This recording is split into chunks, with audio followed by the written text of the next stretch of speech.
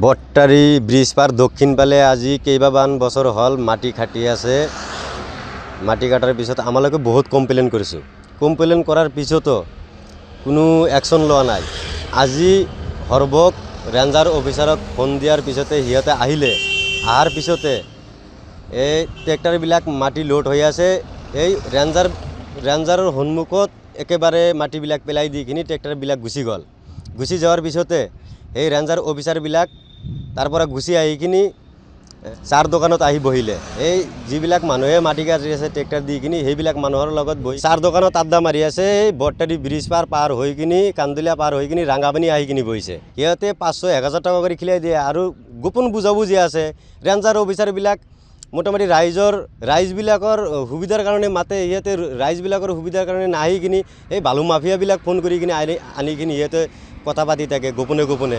এইটো ইমিডিয়েটলি আমাৰ অসম চৰকাৰৰ মুখ্যমন্ত্ৰী ডক্টৰ হিমন্ত বিশ্ব শৰ্মাক আমি আবেদন জনাওঁ, একশ্যন ল'ব লাগে। এই বালু মাফিয়াৰ ওপৰতো ল'ব লাগে আৰু ৰেঞ্জাৰ অফিচাৰৰ ওপৰতো এইবিলাক মোটামুটি পূৰা ধ্যান ৰাখিব লাগে। আহি কিনি ফোন দিছিলে, ফোন দি কিনি সিয়ে ৰাস্তা চিনি নাপায় কৈছে। বন বিভাগৰ মানুহ কৈ আছে ক'ত মাটি কাটি আছে। আমি ক'লোঁ বট্টাৰী ব্ৰিজ পাৰত আহি কিনি দক্ষিণ ফালে আহিব। মোটামুটি চৰত ধুনীয়া ঢেৰ মাটি কাটি আছে 20-25টামান ট্ৰেক্টৰে। সিয়ে ৰাস্তাই চিনি নাপায়। তাৰপিছত সি ঘূৰি কিনি ক'তবা যাই কিনি দক্ষিণ ফালে যাই কিনি ফোন কৰিছে, আমাৰ সন্মুখত মাটি পেলাই দিলে। সি ৰেঞ্জাৰ অফিচাৰ কিয়ৰ কাৰণে আহে মাটি পেলাই তাৰ সন্মুখত মাটি পেলাই দিয়ে ট্ৰেক্টৰ ধৰিব নোৱাৰে। সিয়ে কিয়ৰ কাৰণে আহে? আমাৰ ফুল্লি সিয়ে তাৰ সন্মুখৰ পৰা গাড়ী গুচি যায়, ধৰিব নোৱাৰে। তাৰপিছত আহি কিনি বহি পূৰা ৰেষ্টুৰেণ্টত মজ মস্তি কৰি থাকে। মেনেজ পূৰা আমাৰ 100% গেৰাণ্টি মেনেজ হৈছে। মেনেজ নহ'লে কিয় বহি থাকিব? ৰাইজৰ লগত থাকিব লাগে। ঢেৰ ক্ষতি হৈ আছে, বহুত পৰিয়াল নষ্ট হৈ যাব এনেকুৱা মাটি কাটি খনন কৰি থাকিলে। খেতি বাতি বহুত নষ্ট হৈ আছে।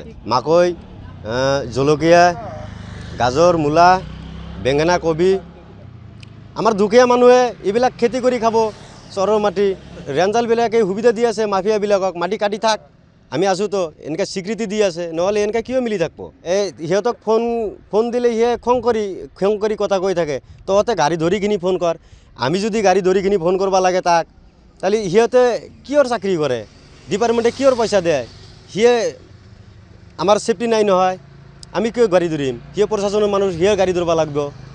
ইমিডিয়েটলি বন বিভাগৰ ফৰেষ্ট ডিপাৰ্টমেণ্টৰ আৰু এই বালু মাফিয়াৰ ওপৰত একশ্যন ল'ব লাগে। ইমিডিয়েটলি একশ্যন ল'ব লাগে। 20টা-25টা কৰি ট্ৰেক্টৰ লগাই থাকে দিনে ৰাতি। ইয়াতে মোটামুটি 20-25জন-30জন মাফিয়া জড়িত হৈ আছে। এইটো মানাহ নদী, বট্টাৰী মানাহ নদী ব্ৰিজৰ দক্ষিণ ফালে মাটি কাটি থাকে। কেইবা বছৰ ধৰি আমাৰ বঙাইগাঁও আৰু বৰপেটা সীমামূৰীয়া গাঁও বট্টাৰী আৰু ক্ষুদ্ৰখোৱা 2 নম্বৰ ৰাজ্যিক ঘাইপথেৰে যিখন ৰাস্তা গৈছে, এখন দলং আছে মানাহ আৰু বেকিৰে এখন দলং। সেই দলংখনৰ দক্ষিণ ফালে আজি কেইবা বছৰ ধৰিও মানে বালি খনন চলি আছে। ইয়াৰ বিৰুদ্ধে আমি কেইবাবাৰো লিখিতভাৱেও কমপ্লেইন কৰিছোঁ। যোৱা 13 নৱেম্বৰত আমি লিখিত এখন কমপ্লেইন কৰোঁ। সেইটো পেপাৰ কাটিং ওলায়। তাৰ উপৰে কোনো একশ্যন নলোৱাৰ কাৰণে আমি যোৱা 6 তাৰিখতো এখন কমপ্লেইন কৰিছোঁ। তো যিয়ে নহওক, আজি আমাৰ সৰ্বকৰ পৰা বন বিভাগৰ কৰ্তৃপক্ষ মানুহ আহিছিলে। ইহঁতে মানে এখনো গাড়ী ধৰিব নোৱাৰিলে। 6-7জন অফিচাৰ আহিছিলে, যদি এখন গাড়ী ধৰিব নোৱাৰিলে, ইহঁতৰ অহা খবৰ পাই কেনেকৈ খবৰ পায় এইটো আমি এতিয়া ক'ব নোৱাৰোঁ। কিন্তু আমাৰ এইটো সন্দেহ হয়, ইহঁতৰ মানুহে আগতীয়ালভাৱে ফোন কৰি দিয়ে যে তহঁতে পলা, আমি আহি আছোঁ। আমাৰ ৰাইজৰ ফালৰ পৰা কেতিয়াবা বন বিভাগৰ মানুহক বা অফিচাৰক ফোন কৰা হয়, ইহঁতে কয় আমাক উল্টা দম দিয়ে। ইহঁতে কয় কি আমি বোলে গাড়ী ধৰি কিনে ইহঁতক মাতিব লাগে। তেতিয়া আমি যদি গাড়ী ধৰিব লাগে, তেতিয়াহ'লে এওঁলোকে বিভাগত কিহৰ কাৰণে চৰকাৰে ৰাখিছে? সেইটো আমি বুজিব নোৱাৰিছোঁ। আমাৰ এইটো সন্দেহ হয় যে এই বালি মাফিয়াৰ লগত বন বিভাগৰ কৰ্তৃপক্ষ যিবোৰ আছে, এওঁৰ লগত বুজাবুজি আছে। আজি আহি আমিতো চালোঁ, এখনো গাড়ী ধৰিব নোৱাৰিলে, গাড়ী গোটেইকেইটা আগতে পলাইছে।